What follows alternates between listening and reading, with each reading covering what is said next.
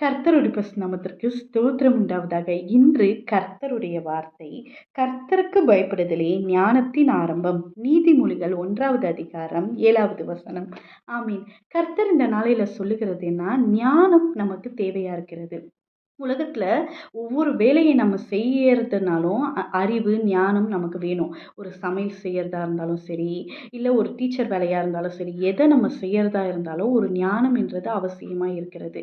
ஆனால் கர்த்தருக்கு பயப்படுதலே, தேவனை தெரிந்து கொள்வது ஒரு ஞானமா இருக்குது. சாலமோன் பெரிய ஒரு ராஜாவா இருந்தாலும், அவருக்கு ஞானம் அவசியமா இருந்தது. ஜனங்களை நடத்தவும், இந்த வேலைய செய்யணும், இந்த பிள்ளைகள நடத்தணும், இந்த ஊழியம் செய்யணும், ஸ்கூல்ல வேலை செய்யணும், இல்ல நம்ம ஒரு ஆஃபீஸ்ல வேலை செய்யணும்னா ஒரு ஞானம் அவசியமா இருக்கு. அப்போ சாலமோன் எனக்கு ஞானத்தை கொடுங்க அப்படின்னு கேட்கிறாரு. அதற்கு கர்த்தர் ஞானத்தை கேட்டவுடனே அவருக்கு ரொம்ப சந்தோஷமா ஆகி, அவர் கேளாத ஐஸ்வர்யத்தையும் தீர்க்க ஆயுசையும் அவருக்கு தந்தார் என்று வசனம் சொல்லப்படுது. ராஜாக்கள்ல அப்படியாய் நம்மளும் ஞானத்தை கேட்கிறவர்களா இருக்கோம். இங்க எது பெரிதான ஞானம், எது ஒரு நல்ல ஞானம் என்றால், ஞானத்தில் கர்த்தரை அறிகிற ஞானம் என்று ஒண்ணு இருக்கு.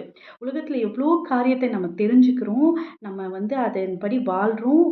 ஆ நெறைய காரியங்களை தெரிந்துக்கிறோம், படிக்கிறோம். எல்லாமே கரெக்ட். ஆனா ஏசப்பாவை அறிஞ்சுக்கிறதுன்றது அது ஒரு பெரிய ஞானமா இருக்கு. அந்த ஞானத்தை நம்ம கேட்போம். அவரை அறிந்து கொள்ளுவோம். அவர் இந்த ஞானத்தை நம்ம அறிய அறிய கேட்காத ஐஸ்வர்யத்தையும், கனத்தையும், மகிமையும், தீர்க்காயுசையும் நமக்கு தருவாராக.